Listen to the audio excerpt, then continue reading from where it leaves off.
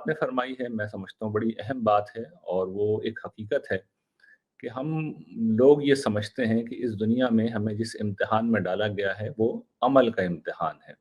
जबकि हकीकत ये है कि असलन जिस इम्तिहान में हम डाले गए हैं वो इल्म का इम्तिहान है।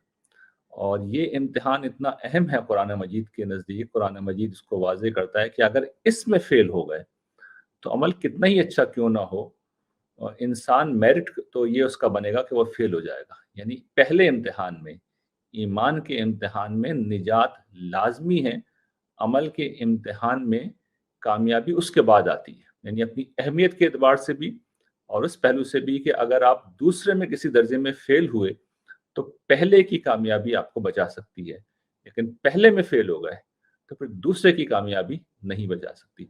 तो ये वो उसूली बात है जो मैं शुरू में आपके सामने रखूँगा।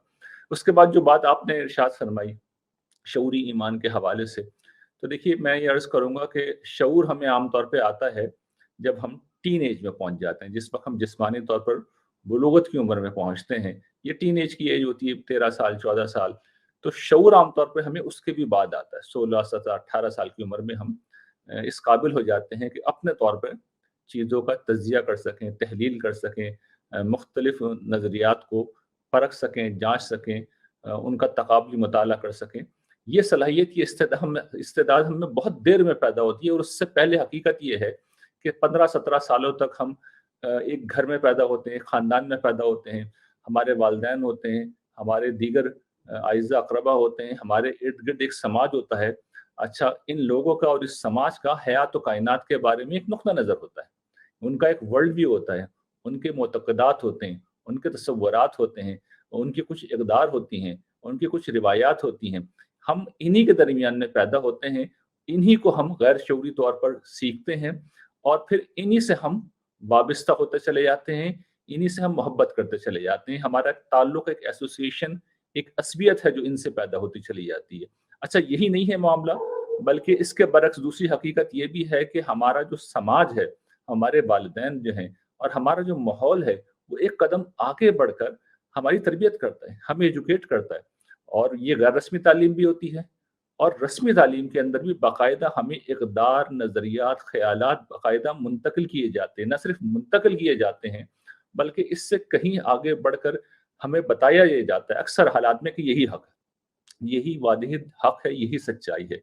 ये वो पस मंज़र है कि जिस पस मंज़र में जब हम बड़े होते हैं और 17 साल, 18 साल की उम्र को पहुँचते हैं, तो अब हम हकीकत की दुनिया में कदम रखते हैं, और यहाँ से फिर अल्लाह ताला कहते हैं कि तुम्हारा इम्तिहान शुरू होता है। और इम्तिहान ये है कि जो तुम्हारे तासुबात हैं, जो नज़रियात हैं, जिनमें तुम पले बड़े हो, जिनमें तुम पैदा हुए हो, जो तुम्हें बज़ाहिर ठीक लगते हैं, उनको ज़रा अपनी फ़ितरत के ऊपर परखो, उनको अक़ल के ऊपर परखो।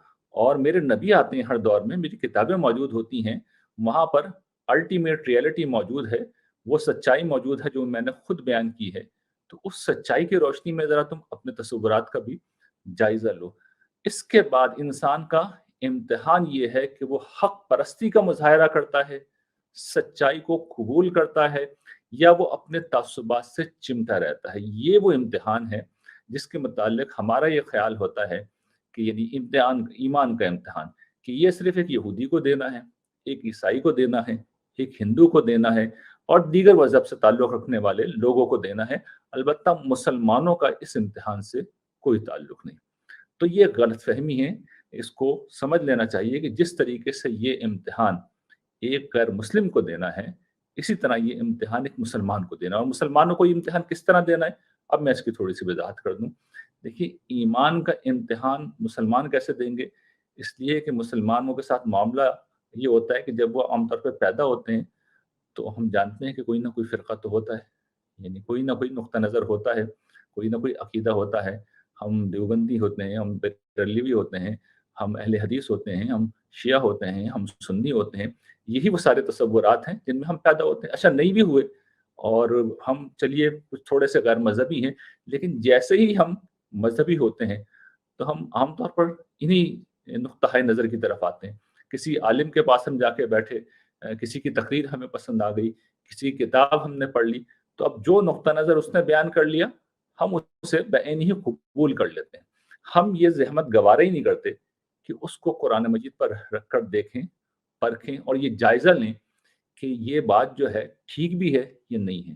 تو ایمان کا امتحان ایک مسلمان کے لیے یہ ہے کہ وہ اپنے نقطۂ نظر کو جس میں وہ پیدا ہوا، اپنے مسلک کو جس میں وہ پیدا ہوا، اپنے فرقے کو جس میں وہ پیدا ہوا، اس کو قرآن مجید کی روشنی میں پرکھے، اپنی فطرت کی روشنی میں پرکھے، اپنی عقل کی روشنی میں اس کا جائزہ لے اور پھر حق پرستی کا مظاہرہ کرے۔